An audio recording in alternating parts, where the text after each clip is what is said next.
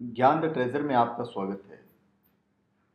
और हम आपको बताएंगे युधिष्ठिर के बारे में जिसने अपनी पूरी जिंदगी, हमारी नज़र में या आपकी नज़र में, उसने कभी भी कोई ऐसा काम नहीं किया जिससे उसे स्वर्ग की प्राप्ति हो जाए। हमेशा उसने अधर्म का साथ दिया है, पूरे जीवन उसने अधर्म किया है।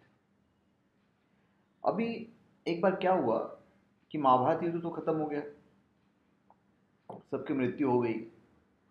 जो पांडव थे वो भी अपने हिमालय के मार्ग से स्वर्ग की तरफ प्रस्थान किए। बाकी चार भाई और जो द्रौपदी वगैरह थे वो तो बीच रास्ते में ही रह गए। और फाइनली दुर्योधन सशरीर वहां पे पहुंचे। तो वहां पे उन्होंने देखा कि जो युधिष्ठिर है, वहां जाने के बाद देखते हैं कि दुर्योधन भी स्वर्ग में है।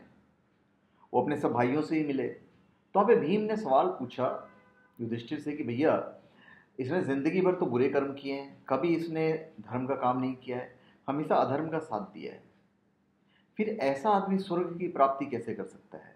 यह स्वर्ग में कैसे हो सकता है? क्या ईश्वर के न्याय में कहीं गलती हो गई है?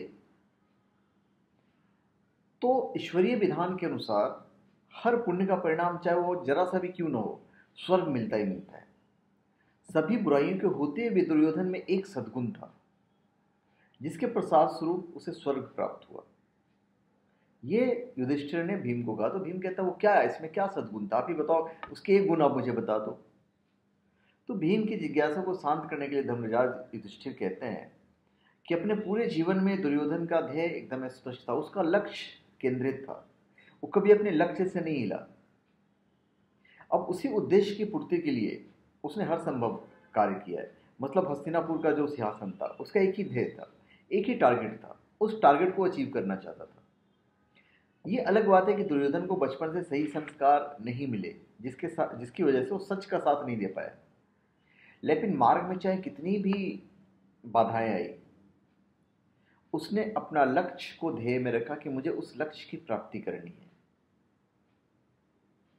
दूसरा ये कि उसके जैसा दोस्त कोई नहीं हो सकता है। उसने जीवन पर्यंत कर्ण के साथ अपनी मित्रता निभाई है और कर्ण ने भी मित्रता निभाई है। तो उसका दृढ़ संकल्पित रहना ही उसकी अच्छाई साबित हुई है। और यही एक वजह है कि ये कुछ पलों के लिए स्वर्ग में है। तो युधिष्ठिर ने बताया कि अपने उद्देश्य के लिए एक निष्ठ रहना मनुष्य का एक बड़ा सद्गुण है। इसी सद्गुण के कारण कुछ समय के लिए उसकी आत्मा को स्वर्ग का सुख भोगने का उद्देश्य मिला है, अवसर प्राप्त हुआ है। तो युधिष्ठिर की बात सुनकर भीम की जिज्ञासा शांत हुई और कुछ समय तक दुर्योधन और जितने पांडव भाई थे कुछ वक्त तक वहां पे साथ में बिताए। तो धन्यवाद। आप हमारे चैनल पे सब्सक्राइब करें और अपने कमेंट दीजिए। धन्यवाद।